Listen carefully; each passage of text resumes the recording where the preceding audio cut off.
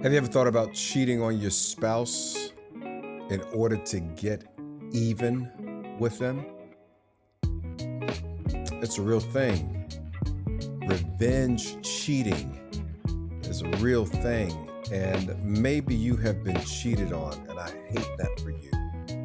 And you might be thinking, I'm going to do the same thing to my spouse or to my partner that they did to me because I'm going to get back at them.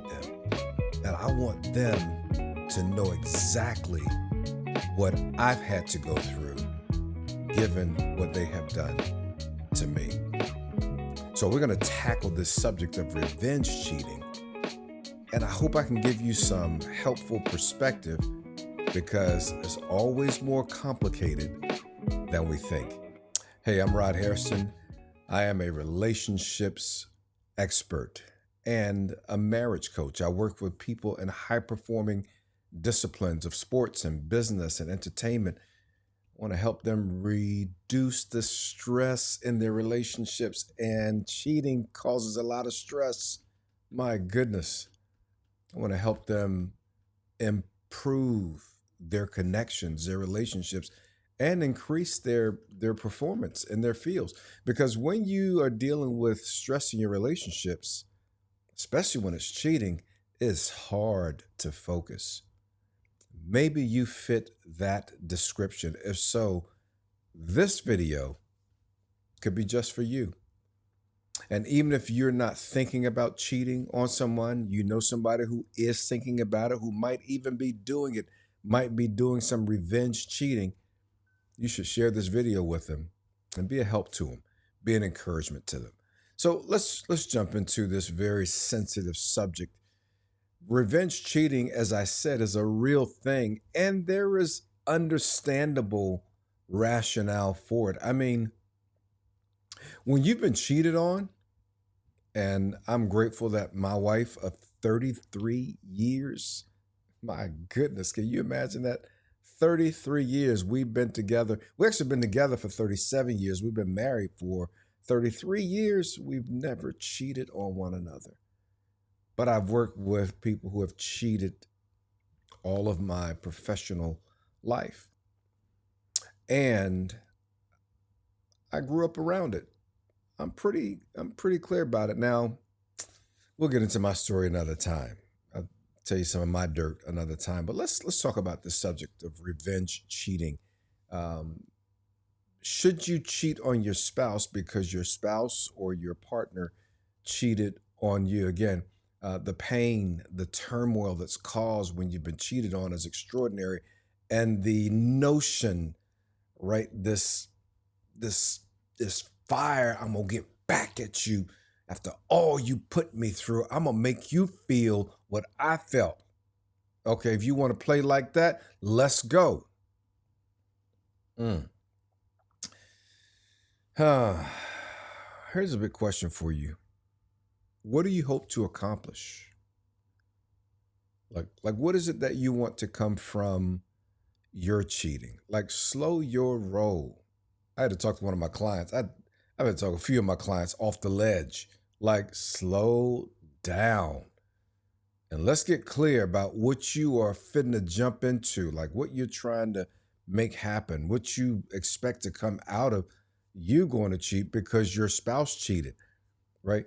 Are you trying to make them feel the same pain that you have felt? That's possible. Even kind of understandable. Maybe you want to make them feel the same pain. Like, hey, you know what this felt like for me? Here you go. But the truth is, they're not going to feel the pain quite the same way. Because if they have cheated and if they are serial cheaters, right, if they got cheat on repeat, they don't really fully know how to feel anyway. In fact, the reason that they cheated is because they don't really fully have awareness of themselves emotionally. So it might hurt. It's probably going to hurt you more than it's going to hurt them. Facts. That's 100. I'm going to keep it 100 with you right here on this channel. If you go cheat because your spouse cheated or your partner cheated, it's going to hurt you more than it's going to hurt them. And I know some of y'all out there like, it's not going to hurt me at all. I'm just going to do my thing. Hey, you can do whatever you want to do. It's not my job to tell you what you can or can't do. That's not why I'm here. I'm here to give you some sound coaching and counsel so you can win in life. I want to see you win. I know you've been through it. I know it hurts. I want to see you win. And you can win in spite of what has happened to you. But stooping to that low is not going to make them hurt as much. It's going to make you hurt. All right, let me give you some more reasons why you should be thinking about this. Are you trying to fix your loneliness? Like you're going to hook up with somebody you just met, somebody you knew back in the day. Y'all had a thing for each other. So I've been lonely in this relationship because my spouse has been cheating. They haven't really been present. By the way, I'm going to do a video if you like it and let me know in the comments. How do you know if the person you are trusting is cheating? How can you tell? So, but if you're trying to fix loneliness, right, like jumping into a shallow relationship, jumping in bed with somebody on the shallow, nah, that's not going to fix your loneliness. It may make you feel good for about 37 minutes, maybe 2 hours. You might even drag it out for a few months, but you're not going to really fix the loneliness because you're trying to be with somebody to fix or get back at somebody that you wanted to be with before you got with the person you were doing the revenge cheating with. Like, how are you going to fix loneliness like that? That's not the solution to fixing loneliness, by the way. Loneliness is how you learn how to be with you in whatever circumstance you find yourself in, no matter how challenging it is, right? Loneliness is not something that somebody else fixes for you. Loneliness is something that you address with how you live in the world, how you show up, who you be when there's no one else there to be with you. Okay, we'll get to that one another time too. Are you trying to affirm your worth? Because the blow of cheating takes a toll on your sense of value and worth. And maybe I'm going to go and do this revenge thing so that I can feel good about me too. Nah. You know, they say that two wrongs don't make a right. I believe them. I just believe that, right? It doesn't help. It doesn't fix anything, right? You're not going to go and boost your self-esteem, your worth, your sense of value by doing something that was just as wrong as what was done to you. All right, don't listen. Don't shoot me. I'm just the messenger. I'm just trying to give it to you straight. No chaser. We're going to keep it 100 right here. I'm trying to talk you off the ledge before you're going to do something that's going to hurt you. Don't hurt yourself because you've been hurt, right? Maybe you want to feel loved by someone. Real, understandable. You want to feel loved. You want to feel like somebody loves you because the person you loved was into somebody else. They were loving them. Nah, not really. Not really. But it looked that way and they dipped on you. So let me go and get myself some love by cheating, by doing this thing with somebody else. That's not gonna make you feel loved. It's just like I just said a moment ago, like two wrongs ain't gonna make a right. Right? Trying to fix your pain by jumping in bed with somebody else is not going to fix the pain. Right? It's like the person who's cheating on you is trying to fix some pain in their own lives. I promise you. Trust me, they're trying to fix some pain in their life and they're just making more mess out of life, theirs and yours and the kids and everybody else's, because they're trying to fix what's jacked on the inside of their lives. So you doing what they're doing is not going to fix what may be hurting, jacked, broken on the inside of you. Hey, I feel for you. I really do. I care about you. That's why I'm making this video. I'm making this video just for you.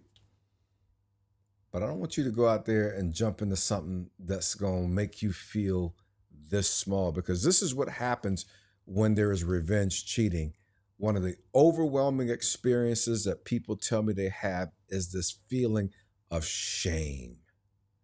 So now life becomes more complicated because I've done something trying to get back at somebody, but I feel less loved. I feel less whole. I feel more shame that I even went to that level. Ah, don't do that to yourself. That would be my admonition. It would be my encouragement. It would be my greatest challenge to you today is like, don't do that to yourself. Let me talk about you, talk about you, not about you. Let me talk with you about what else happens. Where one, there's this, um, the shortcuts to satisfaction just don't work. That's what I'm trying to sum up for you. The shame will be absolutely overwhelming, smearing your conscience instead of having a clear conscience. It's not going to feel good. That's not going to be cool. There's more to you. Let me just throw it out. There's more to you. You're better than that. You're deeper than that. You, you, you, you represent something more. I just see that. I believe that. I don't even know who you are, but I just know there's something more to you. Don't get dragged into the muck and into the mire because it will just, it'll do something that's not good to you. Even if it feels good to you for 2 months, 6 months, a year, 30 minutes, it might feel good for a little bit, but it's not going to fix what's really struggling on the inside. So here's what I want to do. I want to remind you that you can be whole and you can be happy even if your cheating spouse doesn't help you get back to wholeness and happiness. They should. They really ought to. Like, stop their foolishness and pay attention to helping you recover. They should. If they were my client, I would show them the pathway because they can recover and they can help you recover, but not if they're like still selfish and still stuck on repeat. But you can be whole, you can be happy, you can have your joy in spite of what has happened to you.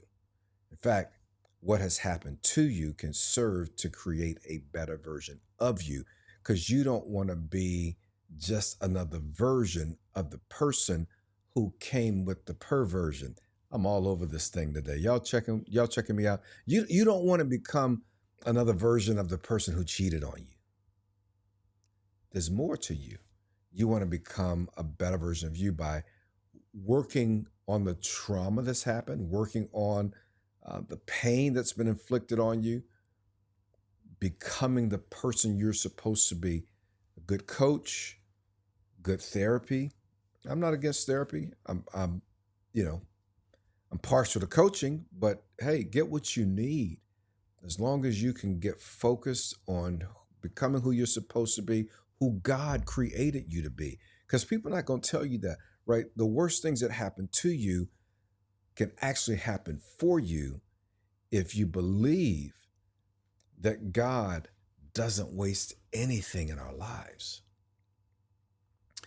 So we often say that he causes all things to work for the good of those who love him and who are called according to his purpose. He calls all things to work out. He'll work it out for you. I just want to encourage you with that so that you don't go out and do something that's going to take you into a place that will make you feel small, make you less of the best version that you can be. All right. Hey, I'm Rod Hairston. I'm so glad that we had